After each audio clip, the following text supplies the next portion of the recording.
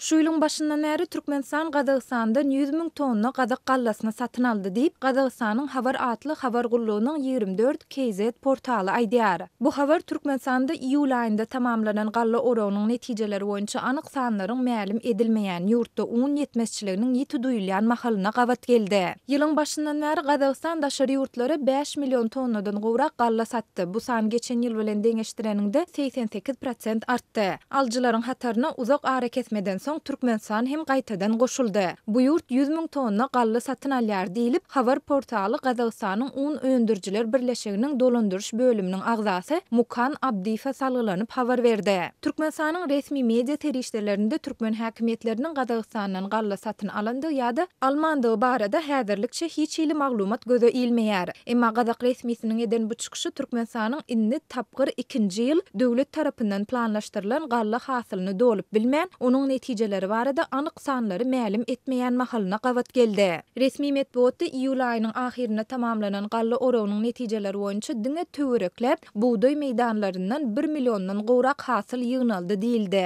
Geçen ýyl hem Türkmen daýhanlary döwlet tarapyndan planlaşdyrylan 1 million 600 000 tonna buğdaýa derek million tonna buğday hasylyny aldylar. Türkmenistanda dowam edýän ykdysady kynçylyklaryň hem-de azyk ýetmezçiliginiň fonunda Türkmen hökümeti ýurtda azyk bolçulygynyň döredilendigini barada ýygy-ýygydan habar berýär. Hatda Türkmen häkimetleri soňky 1 ýyla golaý wagtyň dowamında ýurtda azyk howpsuzlygyny üpçün etmek boýunça pudogary topur döretmek barada 2 gezek karar kabul etdi. Bu kararlaryň birinjisine geçen ýylyň dekabrynda, ikinjisine şu ýylyň iýul aýynda gol goýuldy. Emma muňa garamazdan ýurtda azyk, hususanda un gyçylygy dowam edýär we ýurdun käbir welaýatlarynda ýaşaýjylar buğdaýy çy görünüşinde satyn alyp, soňu bilen onu degirmende üwedip çörek meselelerini çözmäge synanşýarlar. Awgust aýynyň ortasynda bolsa daşozda onsuz hem çäkli derejede berilýän uny satyn almaň düzgünlerine goşmaça talaplar girizilipdi. Şonu ýaşaýjylar her aýda adam başyna berilýän 2 kilogram uny satyn almak üçin adyndan 1 aý öňünden un satylýan dukana baryp nowata ýazylmaly we şol pursatda da inni satyn almaly unyň bahasyny töläp gaýtmaly edilipdiler. Türkmen häkimetleri ýokarda gürrüň edilýän maglumatlary ne tasdiklap, ne de inkar edip çykyş edýärler. Muňa derek Türkmen prezidenti Gurbanly Berdimuhammedow 5-nji iýulda geçiren hökümet maslahatynda ýygnalyp alynan gallanyň möçöriniň ýurdun azyk howpsuzlygyny üpçün edýändigini aýdyp, gallanyň özümizden artyk galýan möçörini daşary ýurtlara eksport etmek bolar diýdi. Galy bersede Türkmen häkimetleri şu ýylyň 6 aýynda alınıp barılan işleriň jemlerine bagşlanan hökümet ýygnagynda geçen ýylyň degişli döwrü bilen deňeşdirilende beýleki döwletlerden ýurda getirilýän haritlaryň möçöriniň 43 göterim adalandygyny, Türkmenistanyň beýleki döwletlere iwerilýän eksport önümleriniň möçöriniň bolsa 41,5 göterim artandygyny habar berdiler.